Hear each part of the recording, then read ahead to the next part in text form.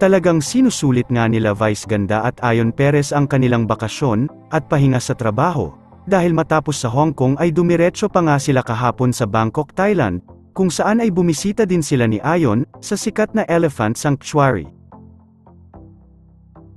Ipinasilip din ni Ayon Perez ang ilan sa mga masasaya nilang larawan ni Vice.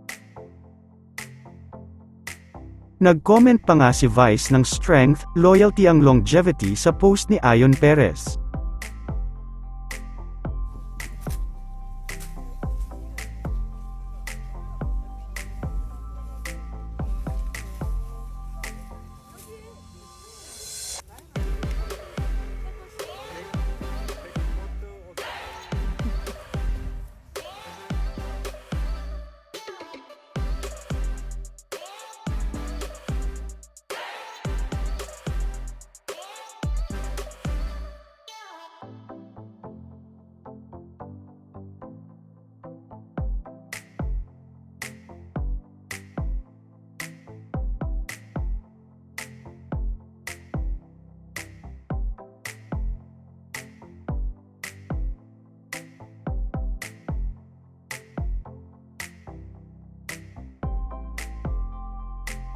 Samantala, dahil marami ang nagtatanong tungkol sa pagbabalik ng GGV, ay sinagot na nga ito ni Vice, "I was actually asked by the management when I signed my new contract, if I wanted to do GGV again, I couldn't do 3 shows anymore, baka pagtapos ng Everybody Sing Let's See kung carry ko na, pero seasonal na lang, di ko na carry ung another 10 years.